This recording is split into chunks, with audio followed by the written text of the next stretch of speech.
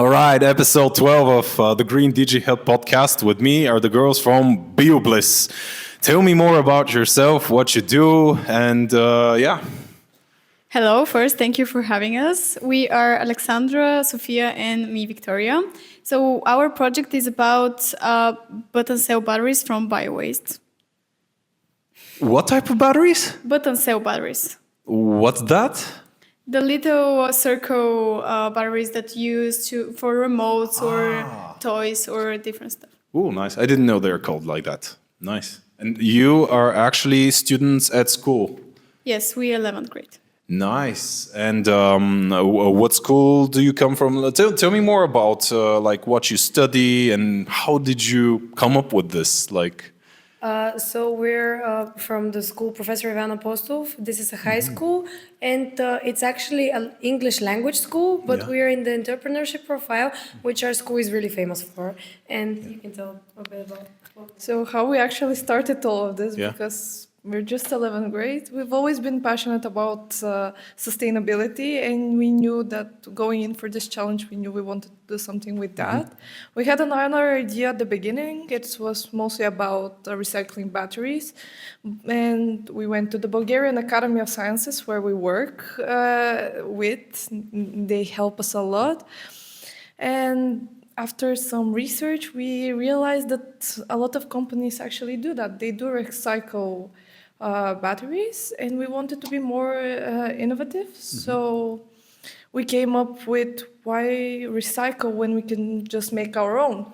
So everything began there, and by the end of December, we had our first prototype, and by mid-January, the test that we do showed the results that we wanted. Wow. By the way, just for the record, I think last year on the competition Best Youth Startup, there was another team from your school. That's why I was asking which school are you from. I think it was called Tail Trails or something like that. Tail Trails. Tail Trails, Yeah, and they also, I think they were doing very good in this junior achievement program. I don't know if you've heard about it. Have you heard about any other types of like programs similar to junior achievement? Have you participated into them?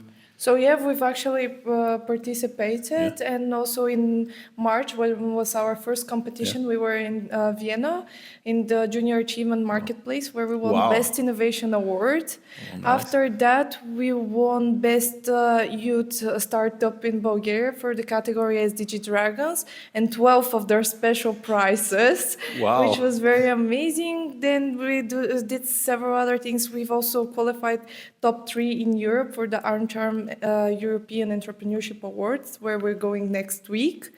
So that's very exciting. And also we've been selected for the EIT Jumpstarter, which we are working on right now.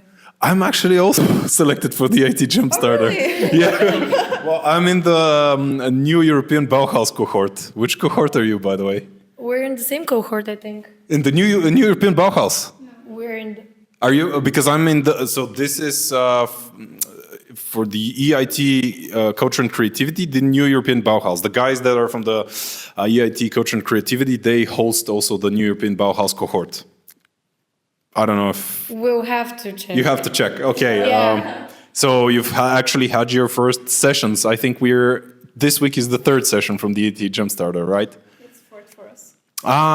Okay. So we're not in the same one, but similar. Yeah, really cool. So tell me more about this battery thing. So what application does it have? Like, where can I put it? Like, for what can I use it? Well, first of all, we started with button cell batteries because it was the easiest to do in the short period we had, because all of the competitions we wanted to participate were in spring. So we had to have some type of prototype and tests before that. That's why we did button cell batteries, because they're basically like a sandwich. They're usually used for toys, devices. They're famous for parents because of all of them need the batteries. But in the future, actually, we're starting to work on the AAA and AA batteries, and maybe in the future some even bigger ones. But yeah, I'll say something. And I mean, I have a question. Isn't making batteries like, I don't know, isn't it complex? I mean, when I think of batteries, I think of like Toshiba or big manufacturers. How do you make them in Bulgaria? Well, we work with the Bulgarian Academy of Sciences. Yes. They're our partners, and we use their laboratory to make our batteries. Right now, we can't produce much because by hand it's difficult to produce a lot. But in the future, we want to have to outsource it so that people make our batteries. And what type of material are these batteries made of? Well, it's like the same from usual batteries, but the anode material is bio-waste. We transform the bio-waste into a hard carbon, and we use that hard carbon as the anode. And are you planning to make lithium-ion batteries, which are for most devices? Well, no, actually our idea is the exact opposite. We came up with this idea because globally there is a problem with lithium and cobalt and materials like that because they harm ecosystems and the environment.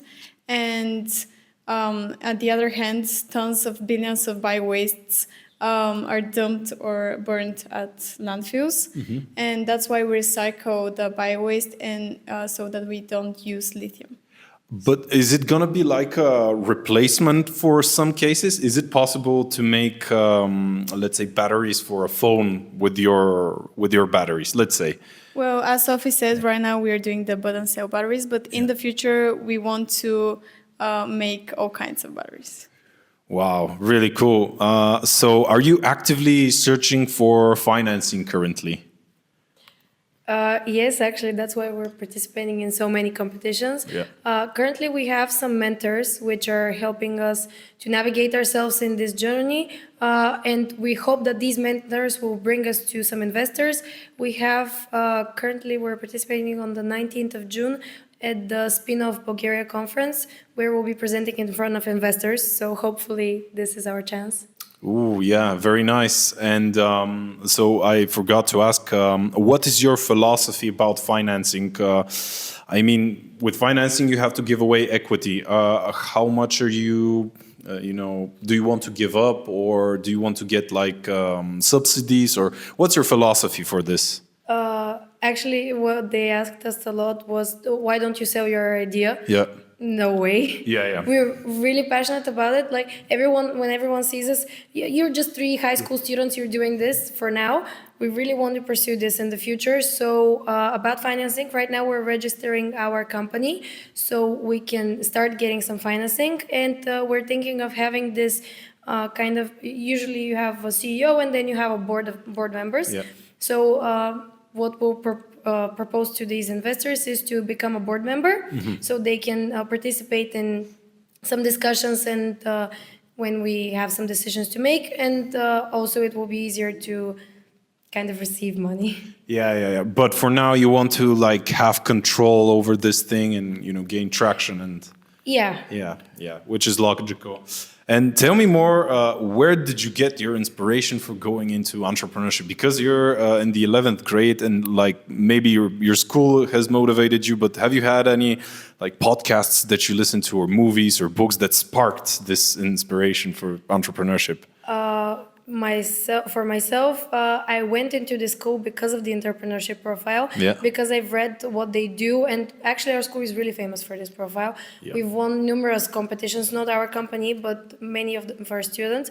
So I just wanted to get into this profile and do something meaningful. Then we became friends, and then it all started kind of as like, we just want to do something real, but then it turned into this big thing. Yeah, so we have to give kudos to your school. How was it called, your school? Ep.12 High School. Yeah, that's the one. It's a breeding ground for entrepreneurs. For me, last year when I was 10th grade, I participated with another team from our seniors, and I didn't know it was this fun.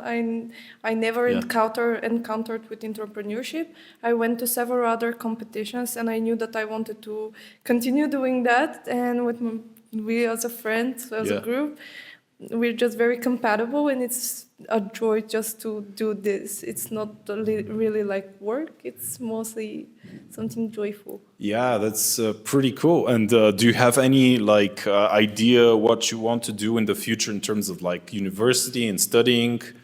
It's really interesting that none of us wants to really go in that direction because I want to study, for example, interior design and in architecture. Sophie, you can say.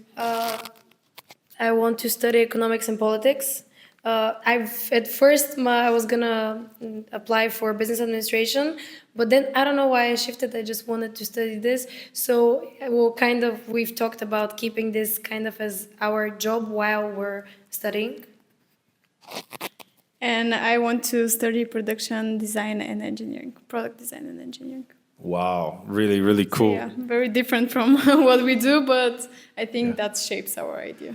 All right. So you guys, can you, like, if a young person like you is just wondering if he should do all of these like entrepreneurial like stuff, what would you say to him to motivate him to start his own company, startup, or whatever? Well, if someone wants to do something like this, then they have this passion inside them that we have. They have this love, and that's not the only thing you need. The idea will come, everything will come in place, like the puzzle will be fine, but you need to pursue this passion, to pursue this love, and just everything happens so easily. It's a lot of hard work, but when you look at it, it's not that much. Yeah, that's really cool. Well, I mean, I'm very thankful for being my guests. I think you're very inspiring, and thank you for this episode. Thank you very much. Thank you very much. Yeah.